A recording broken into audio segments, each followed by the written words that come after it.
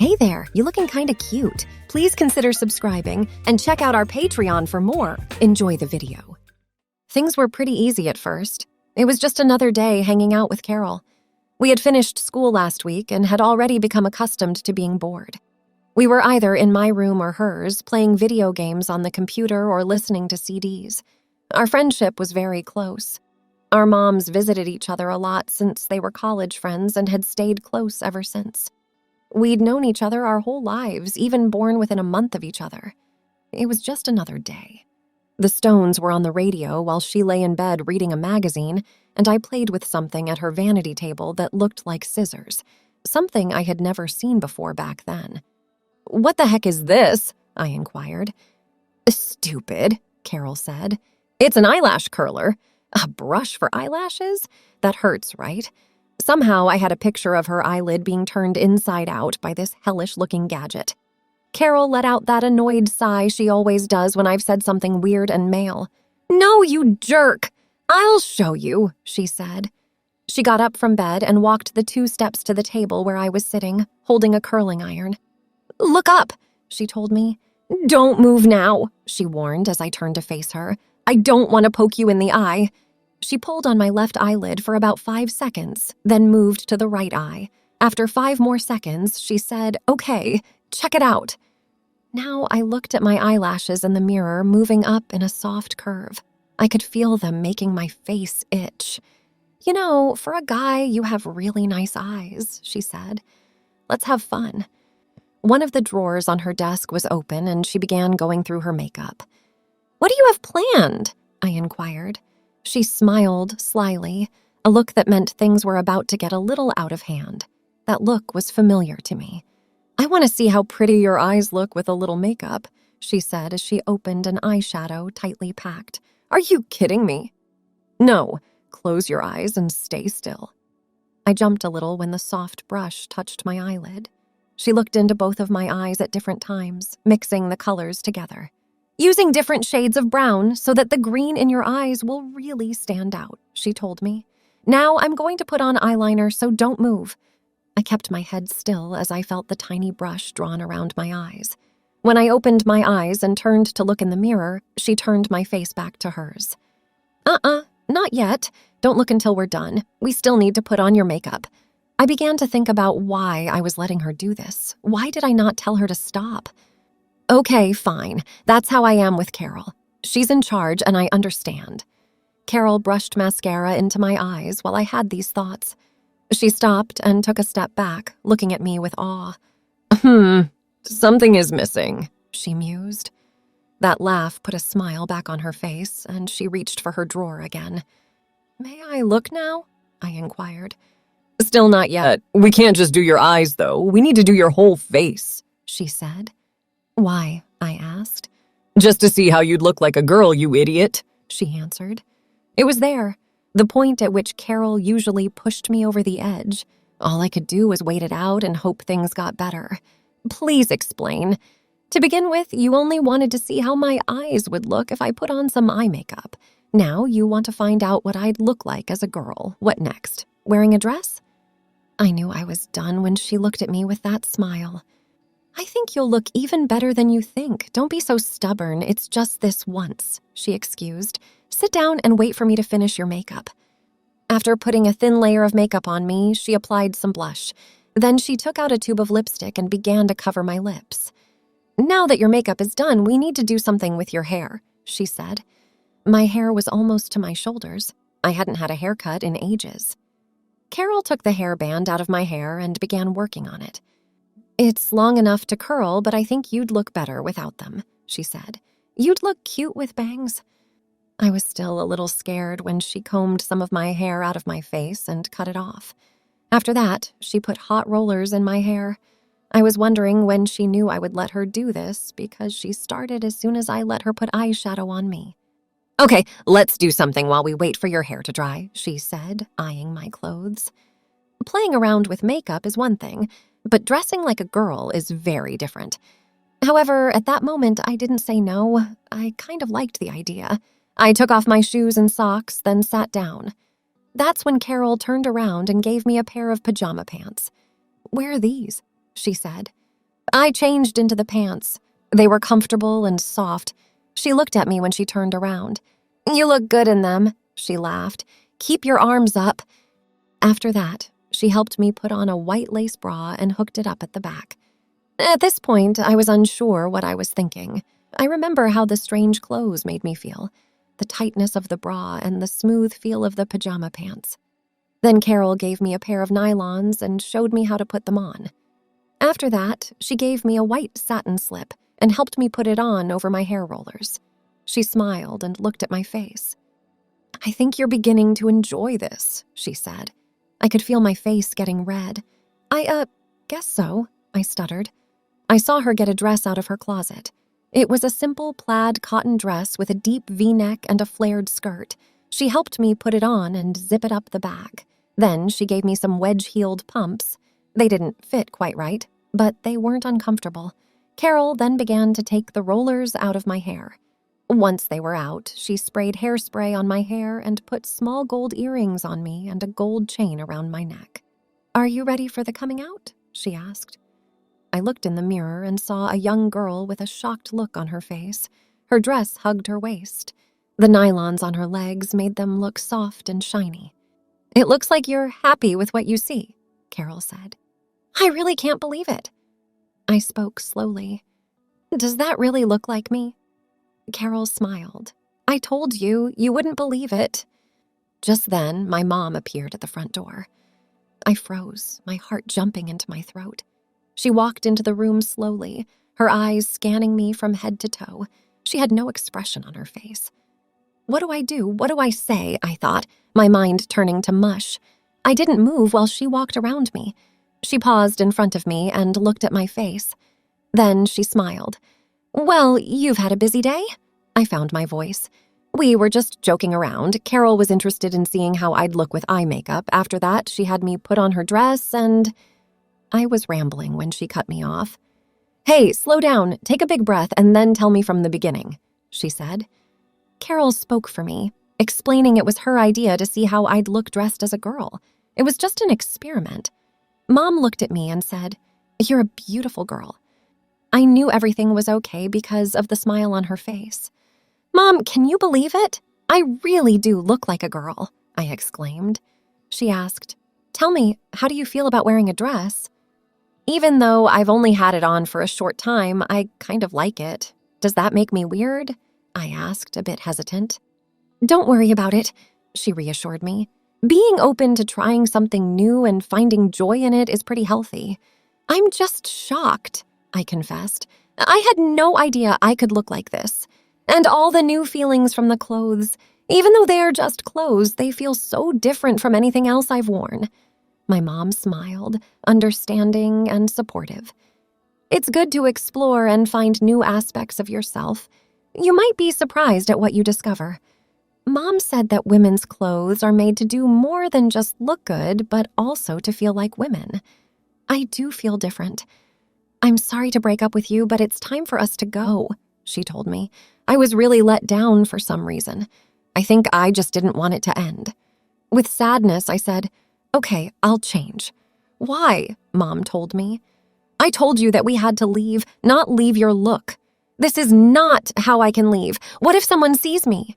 Then they'll see a pretty teen girl instead of a boy. If I was sure you weren't my son, you looked like one of Carol's school friends. Don't worry, no one in the car will be able to tell." Before I knew it, Carol had given me my clothes and I was leaving through the front door. I got in the car and slouched in the seat.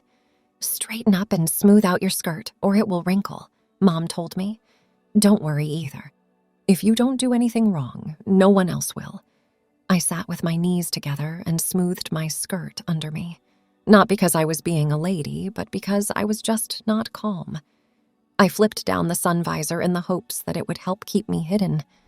My hands touched the vanity mirror in the car, and I just couldn't hold back. I had to look again. It still shocked me to see myself in the mirror. "People will only see what you see in the mirror, a pretty girl," Mom said. I started to feel a little better as she drove. There was no one paying any attention to me. I was okay until we turned into our driveway and parked behind my dad's car. I must have turned very pale because my mom asked me what was wrong. Dad, I breathed out. He can't see me like this. He'll think I'm a weirdo. What the hell am I going to do? Don't worry, you're going to freak out. Let me handle those things about your dad. Just go straight to the kitchen and wait for me there. Dad will be in the den reading his email instead of seeing you. I just wanted to go to my room and change, but I would have to go through the den. I rushed to the kitchen and hoped my mom could keep my dad busy long enough to keep me safe. After a very long time, Mom came into the kitchen. Your dad wants to see you. What? What's wrong with you? I thought I was going to pass out. Don't stress. Your dad and I talked about everything. He's not mad. He just needs to see you. Is he not mad at me? This made no sense to me. Your dad seems to understand a lot more than you know. Let's go in now. She walked with me down the short hall and held my hand into the den. I couldn't look because I was scared and ashamed at my dad. Wow, he said. His smile caught my eye when I looked up at him. You look wonderful. I didn't know. Your mom said you looked good, but wow. I just couldn't understand what he was saying, so I got upset. Dad, I'm sorry. She came up with the crazy idea. It's not me. I'm not weird. There was a bit of steel in my dad's voice. That's something I never want to hear from you again. You are not weird. You look amazing. Right away, his voice got softer. Now move over here and let me look you over. I think my legs helped me stand in front of my dear dad. You look really beautiful. I saw the least likely thing when I looked into my dad's eyes, understanding. He wasn't really mad. He seemed as lost as I was when I looked at myself in the mirror for the first time. He looked at me over and over like I was a long-lost something or a cousin. I had nothing to say. I couldn't say anything. Carol really goes the extra mile when she does something, doesn't she? He said. That's when I realized I wasn't in any trouble. Are you not mad at me? Mad? Why would I get mad? Since I look like a girl? What's wrong with that? My mom said. My dad started to laugh. I think you just called your mom rude. I could feel the stress leaving my body, but confusion took its place. I don't get it. Why aren't you both mad? Even my dad looked at my mom as if he didn't understand why we were so upset. You look like a girl. What's the big deal? Did you hurt someone? No. Did you hurt yourself? No. So what's wrong then? I guess I didn't want you to think I wasn't a good boy or gay or something else. I was now being held by my dad. Being gay doesn't make you less of a person, not you or anyone else. I'd rather not hear you say that, and I hope you don't believe that. About wearing a dress, I've done it too. He had his arms around me, but I think I would have fallen over. He walked over to the shelf and took an old photo album off it. Let me show you something over here. I went over to him and sat down on the couch next to him, sitting down and smoothing my skirt under me. He opened the album and flipped through the pages until he found some old photos I had seen before but never really noticed. Tell me what you see in this picture. I looked at the picture of the two women and immediately recognized my mother. This must have been taken back when she was in college, wearing skirts and go-go boots. Then I saw that the other woman looked a lot like my dad.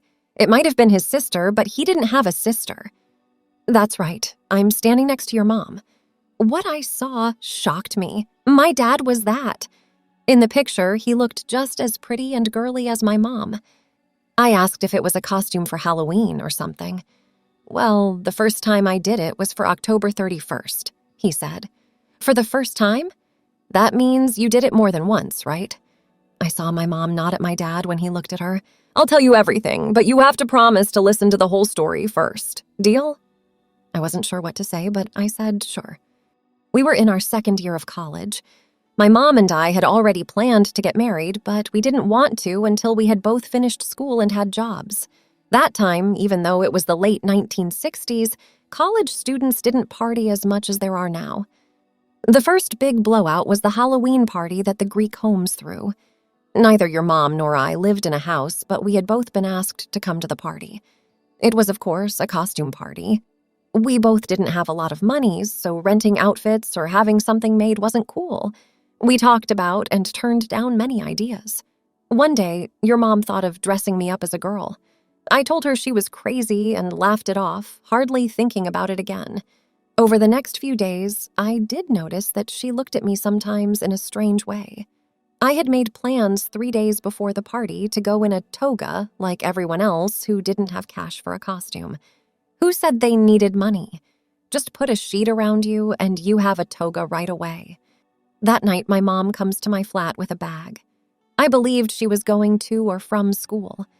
After I finally settled down and was sure she wasn't in any kind of trouble, she dropped her little bomb. We were both going to dress as go-go girls for the party. Once more, I said she was crazy and I wouldn't do anything to make myself look bad. She asked me if I would be willing to try it, telling me I didn't need to do it if I didn't like how I looked. I told her I'd try it just to make her laugh, but I didn't want her to get mad at me if it didn't work. The next thing I knew, I was there in a miniskirt and go-go boots. I was shocked when I looked in the mirror. I almost couldn't believe how girly I looked. That's when my roommate came in. He told your mom hello and asked me where I was. After that, he came over and said hello to me. He didn't know. To cut a long story short, we went to the party. We looked great in our miniskirts, sweaters, and go-go boots. For the event, I even shaved my legs.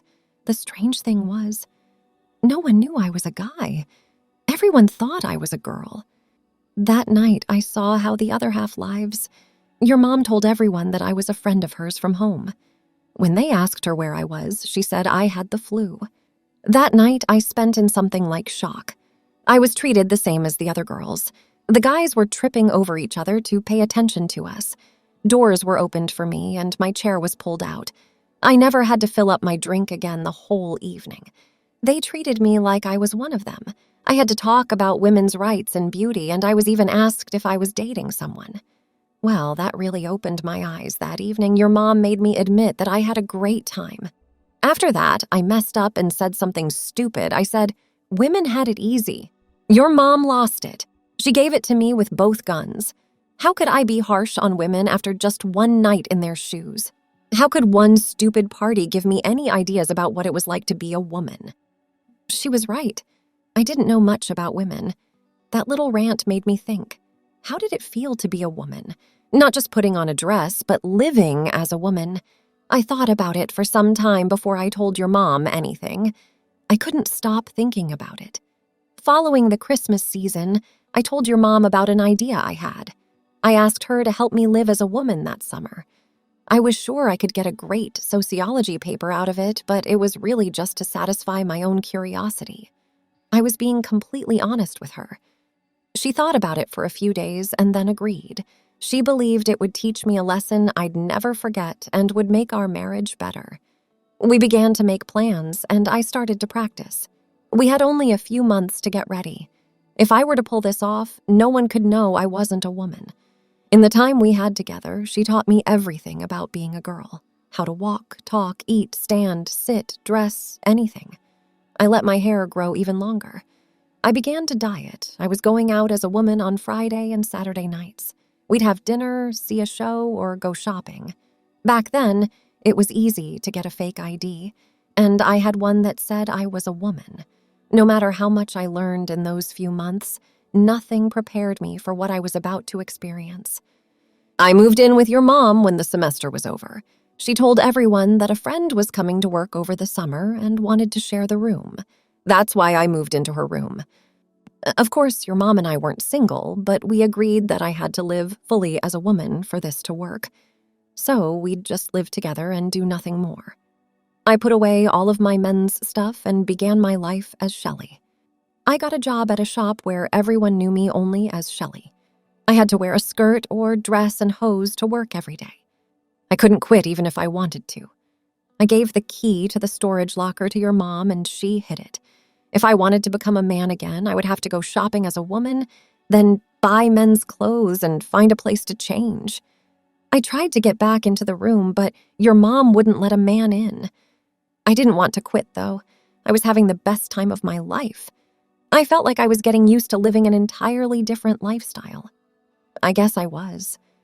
Living as a woman is very different. There's the struggle to be strong and independent when everyone else is telling you to be the exact opposite. Be pretty, be nice, and be married, and have babies, and don't be too smart. It goes on and on. Smart women don't like smart men, and things were worse back then. But there are also some good things about it. Women have more freedom to express their feelings than men do. People become friends on a much deeper level. In fact, most relationships women have are closer and more powerful. I never regretted those few months as a woman, and I treasure them. It changed my entire life. I was dumbfounded. I had nothing to say. My father had lived as a woman for a while. My mom told me, "Honey, I know this is a little shocking, but trust me when I say that being a woman changed your dad into the best man I've ever known. He understands things that most men don't." Because of those few months, our marriage has been amazing. Every day, he shows me how much he cares about me. We work together as a real team.